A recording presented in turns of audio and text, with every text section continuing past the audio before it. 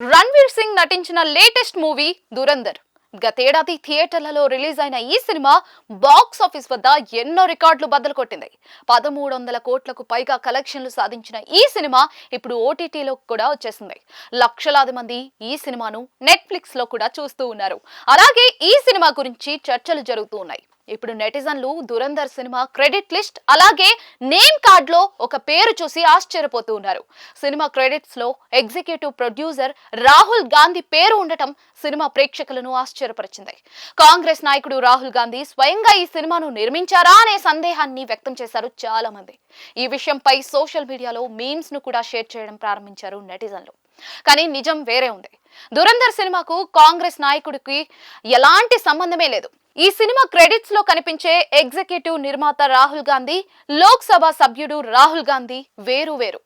అయితే ఇద్దరి పేరు ఒకటే కావడం ఈ గందరగోళానికి కారణమైంది. దురంధర్ సినిమా ఎగ్జిక్యూటివ్ నిర్మాత రాహుల్ గాంధీ చాలా ఏళ్లుగా బాలీవుడ్ లో ఉంటూ ఉన్నారు.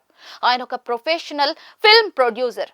దురంధర్ సినిమాకు పనిచేసిన రాహుల్ గాంధీ గతంలో కొన్ని సినిమాలకు ఎగ్జిక్యూటివ్ ప్రొడ్యూసర్ గా కూడా పనిచేశారు. అక్షయ్ కుమార్ నటించిన రుస్తం, మనోజ్ బాజ్పేయి నటించిన ప్రసిద్ధ web series the family man, Farzi web series, Shahid Kapoor నటించిన రాకెట్ బాయ్స్ సిరీస్ లకు కూడా ఆయన ఎగ్జిక్యూటివ్ ప్రొడ్యూసర్ గా పనిచేశారు. దురంధర్ చిత్రాన్ని జియో స్టూడియోస్, B62 స్టూడియోస్ సంయుక్తంగా నిర్మించాయి. జ్యోతి దేశపాండే, ఆదిత్యధర్ ప్రధాన నిర్మాతలుగా వ్యవహరించారు. అలాగే ఈ చిత్రానికి ఆదిత్యధర్ దర్శకత్వం వహించారు. దురంధర్ సినిమా ఇప్పటి వరకు బాక్స్ ఆఫీస్ వద్ద దాదాపుగా 1400 నుండి 1500 కోట్ల వరకు సంపాదించింది.